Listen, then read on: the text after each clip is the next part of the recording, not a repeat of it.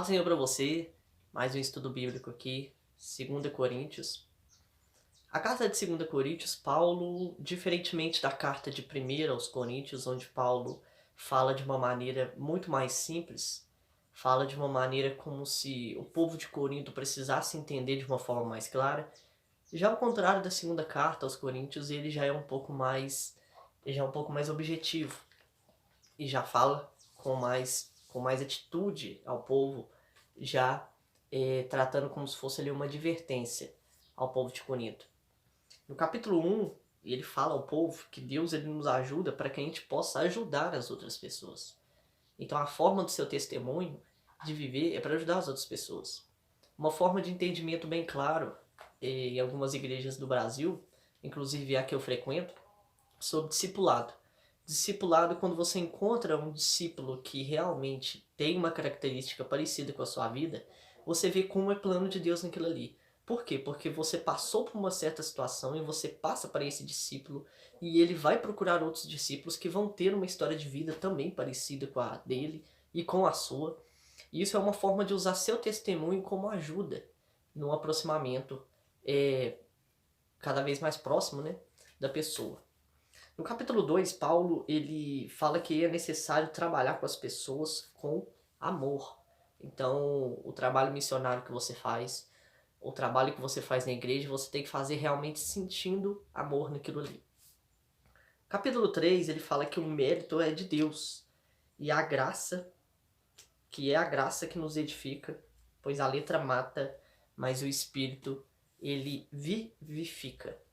Então, é necessário você estudar, se você quiser fazer teologia, cada vez mais estudo, melhor. Esse vídeo é fruto de um estudo bem elaborado, bem extenso, que culmina nesse vídeo, tudo resumido, mas a letra mata. Então não adianta nada você ser um teólogo, você ser um estudante, você ser um formado, até de opiniões, sendo que você não tem amor. Então a letra mata, mas o Espírito vivifica. A letra, ela te mostra o seu pecado, mas é Deus quem perdoa. No capítulo 4, Paulo ele diz que tem pregado com responsabilidade e isso tem provocado perseguições, mas que essas perseguições foram benéficas para a igreja, que depende de Deus. Então a gente deve rejeitar as coisas que trazem vergonha a Deus, é uma advertência que ele fala.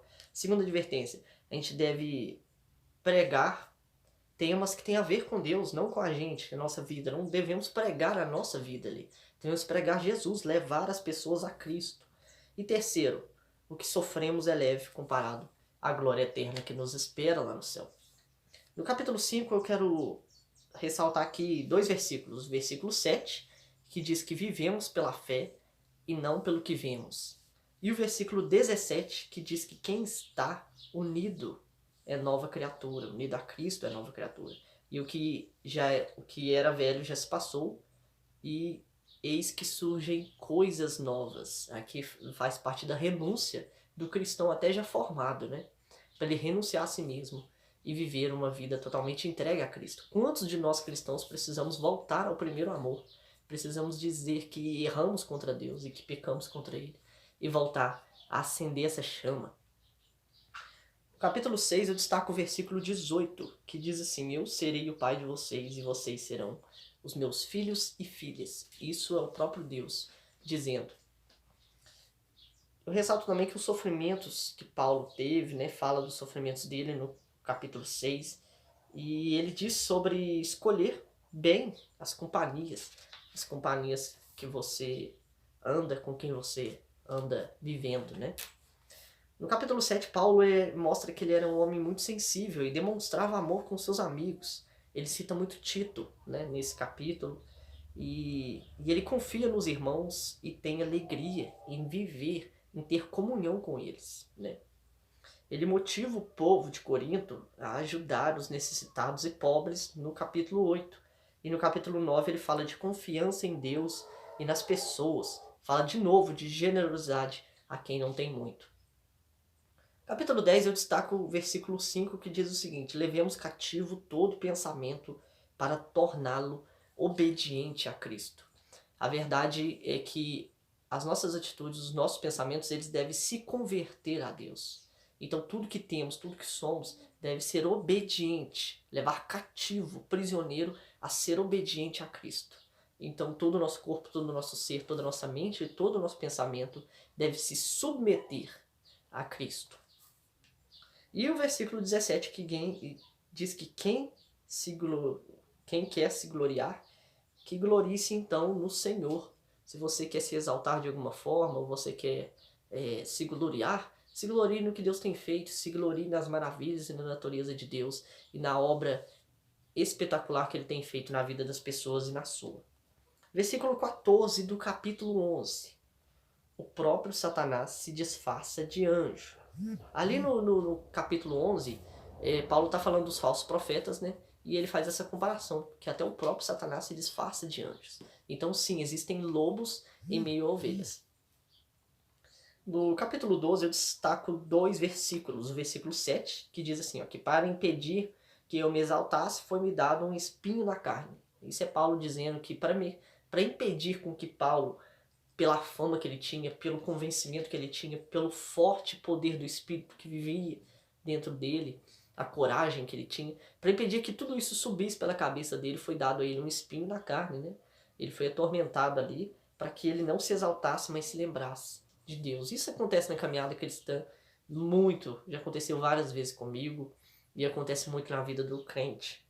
E destaco também, como eu disse, o versículo 9, que isso aqui é o próprio Jesus falando para Paulo, porque ele consultou Jesus falando por que foi me dado esse espinho e por que eu estou sofrendo. E Deus fala para ele que a minha graça te basta, a minha graça é suficiente para você. Isso é Deus falando para você, isso é Deus falando para mim, isso falou para Paulo, pois o meu poder se aperfeiçoa na fraqueza. O poder de Deus se aperfeiçoa na fraqueza, tanto é que Deus escolhe aqueles que o mundo acha loucos, fracos, né? Sem intelecto, para confundir os sábios e os poderosos. No último capítulo do livro de 2 Coríntios, o capítulo 13, a mensagem final é que Cristo vive e a verdade permanecerá. A verdade sempre vai permanecer. Sempre a gente deve trabalhar em favor da igreja e ajudar o próximo para a glória de Deus. Essa é a mensagem geral do 2 Coríntios, quando Paulo adverte a cidade de Corinto com uma forma um pouco mais dura.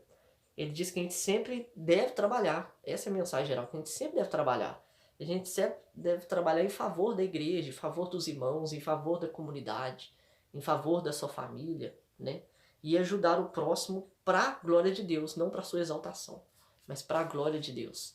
Ver ele crescer e acompanhar ele ali. Amém? Então casa muito aqui com o que eu falei de discipulado também. E você que quer saber mais um pouquinho sobre discipulado, me manda uma mensagem aí no status do WhatsApp, me manda uma mensagem no Facebook, me manda uma mensagem nos comentários aí do vídeo. Que Deus te abençoe sempre mais. Esse foi o estudo de 2 Coríntios. Amém?